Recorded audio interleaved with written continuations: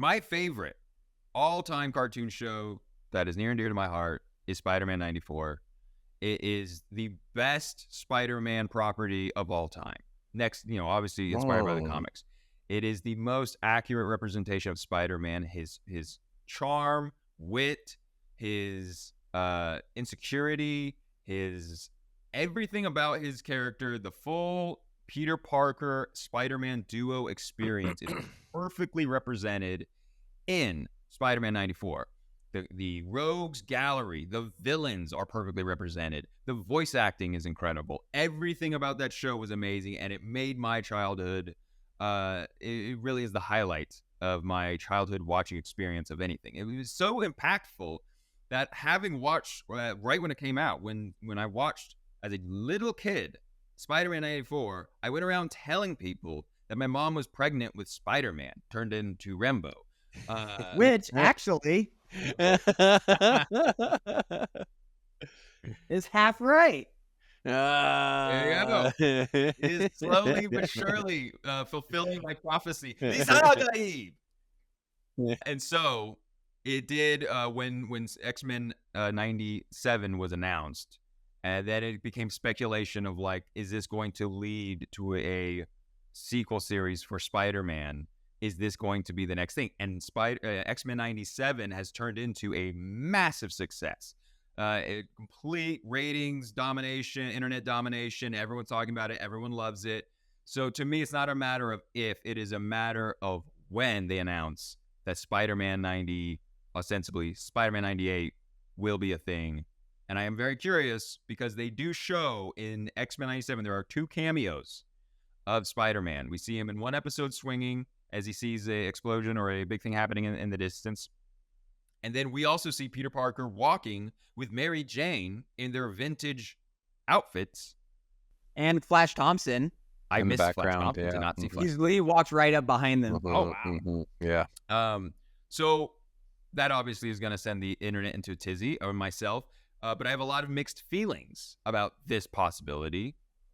Rembo, your initial feelings seeing those cameos and then also pondering upon what if? When we saw him initially fly in, I was like, oh, Spider-Man, that's cool. I was like, what kind of Spider-Man is this? Like, what Spider-Man is this? Is this like a regular Spider-Man? Like, I didn't know. It didn't totally click in my brain that, like, they were sticking to all the original. And then Daredevil shows up, and I was like, oh, well, that looks just like Daredevil from Spider-Man 94.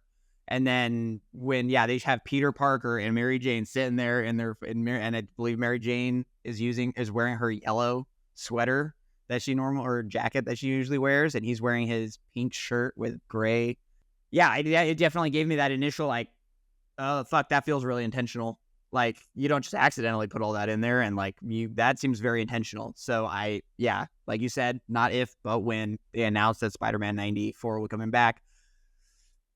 If they do as good of a job as X-Men 97 did, then I would be very happy to have that show back. That's a big if. Like, X-Men 97 might be a lightning in a bottle for Disney Plus, where somebody else gets the job, like the head showrunner. Somebody else gets a head showrunner job for Spider-Man, and they don't give a fuck about the original source material, and they're just like, oh, we're just gonna do what we want to do and use the same designs. I don't know, but it does excite me. I'm seeing Peter there with new animation, with Mary Jane looking like they are supposed to look, and not like a fucking deadbeat Zendaya. That was great. That was great. And I would love for that show to return and he can still do it. He can still do it for sure. We watched enough videos of him, and I'll let you, Matt, talk about him because I know you want to talk about him. But the original voice actor 100% should be called in to do this job. Well, how familiar, Jason? I actually don't really know. How familiar are you with the original 94 show? very far and few, and it was funny because I do remember it being on at the same time and me being super hyped for X-Men and being like, Spider-Man's on, I think I'll play outside. It was like I Your was loss. yeah, I was like in the same, like what you talk about how Spider-Man was X-Men for me. Like that's what I was like waking up early for and like at the TV as the credits were starting. So it's funny how that show to me, I think was what Spider-Man was for you. But like you said, it is lightning in a bottle what they just did. And I think this was such a trial run because how many animated X-Men cartoons have we had since the original? I mean, it's got to be like 20 or 30 different ones. And I'm sure Spider-Man might be right up there with other properties that they try to do of animated series that have not caught on like those did in the 90s.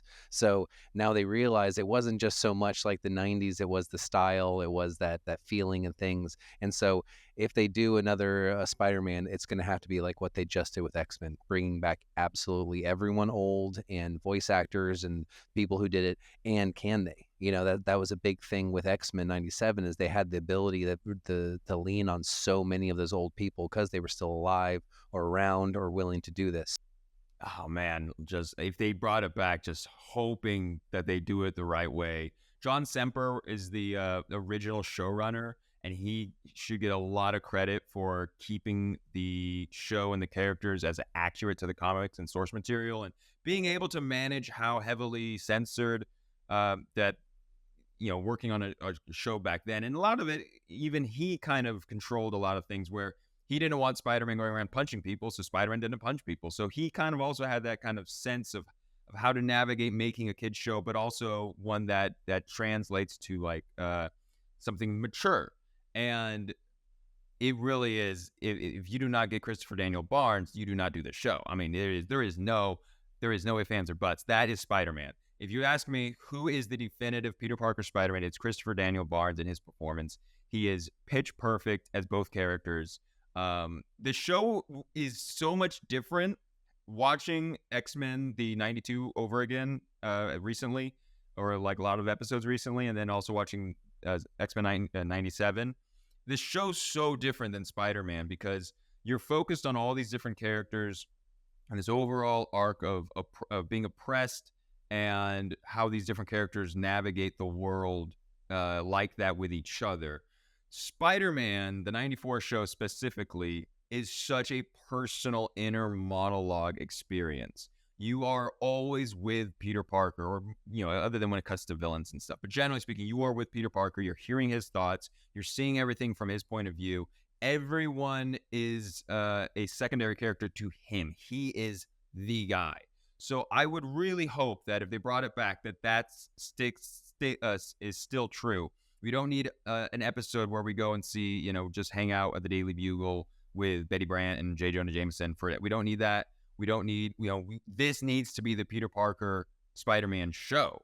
You have it start with him getting Mary Jane back, which is how the show ended, with where she's been in limbo for seasons. Her clone comes back, very similar to the Madeline Pryor storyline. Her clone comes back, and then he's left with nothing basically after that goes awry. And so at the very end, the last thing that you see is that the Stanley's wife, who voiced Madam Web, says that we're going to go get the real Mary Jane. And she says, amen to that, lady. Amen to that. And that's the show. And it ended. And I never knew for years that was the ending of the show. I watched that as a kid. And then I just was like, when is the next episode coming out? And I didn't realize that was the end of the fucking show at the time. So it's a perfect way to bring it back. There's storylines you can wrap up and start new ones. How they would handle tone would be very interesting, because would they go kind of a darker, more serious route like X-Men, or is it going to still stay light? I don't really know what to expect. It's a good question. I don't know. There's a lot of ways you could go about it. It's not like the X-Men or the Spider-Man 94 wasn't of heavy material. I mean, that's the Sins of Our Fathers, that storyline that goes into Mary Jane being trapped in limbo, and the also the limbo trapping / death of Norman Osborn, and like the snapping of Peter's brain. It's all very like, it's very serious. It's definitely not just like, oh, golly, where did she go? There is something about the way Christopher Daniel Barnes yells as Peter that like itches a part of my brain.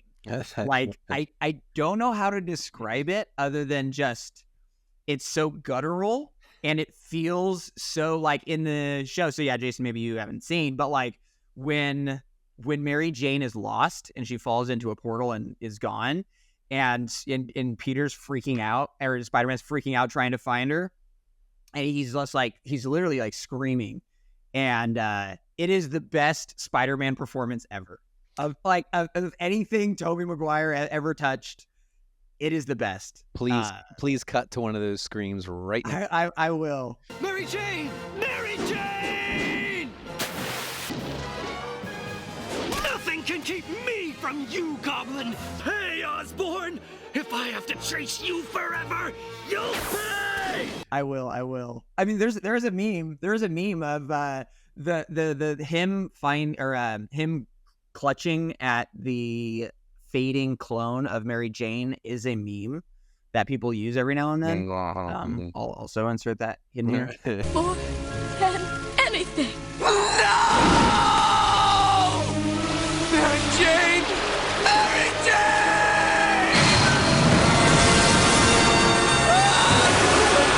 Like you said, you can't do the show without Christopher Daniel Barnes. He's the one character, or he's the one Spider-Man that was not shown in any of the Spider-Verse movies. He's the only one. They show the original 1964, 1966 Spider-Man. They show him.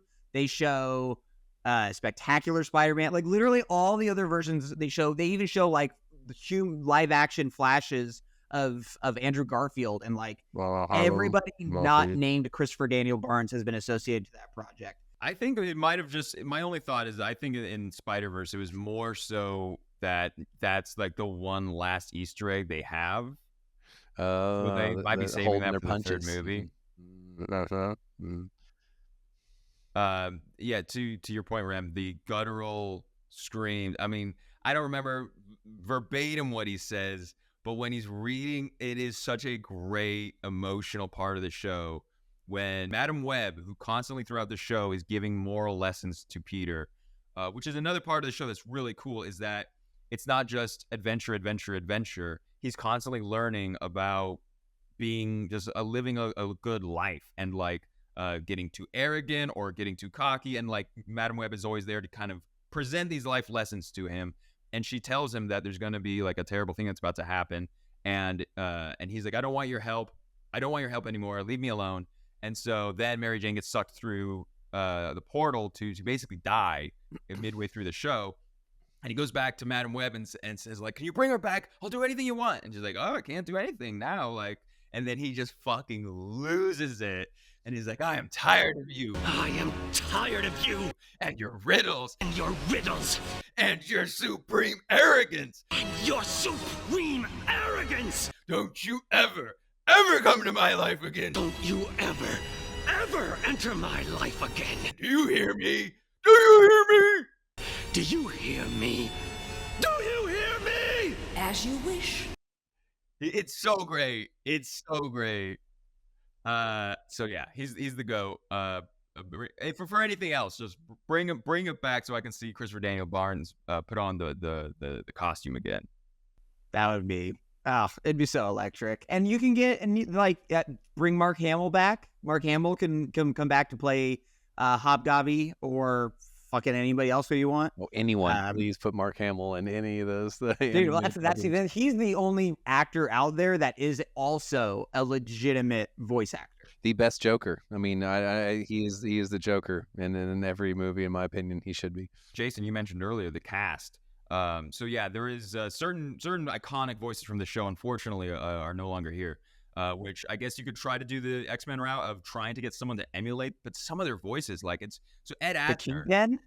Exactly. Well, I was about to get to him. Ed Asner voices J. Jonah Jameson, and that is just Ed Asner has a perfect sound. Why you coming in here? Roscoe Lee Brown, who voices Kingpin. I mean, that is one of the greatest voices of all time. But see, we've got great actors now for both of those people. You know, it's both those characters, and now have some Vincent D'Onofrio and oh my God, old, Jason. Pronunciation is D'Onofrio, D'Onofrio. D'Onofrio. I've never heard anyone say this DiGiorno, how one about before. that? D'Onofrio. It's not D'Onofrio, it's DiGiorno. And who's our classic J. Jonah Jameson now? That actor, old J.K. Omni-Man. Simmons. But like JK, again, like it's not to say that like no one can be J. Jonah Jameson or Kingpin. It's just to say for the show, just like the way that Wolverine sounds in 92 X-Men, that's a very specific sound. It'd be weird if someone that doesn't have that deep, ridiculous gravel, honey but gravelly voice of Roscoe Lee Brown. So it's just there are characters like that, but again, that's not going to stop you from not making a sequel series.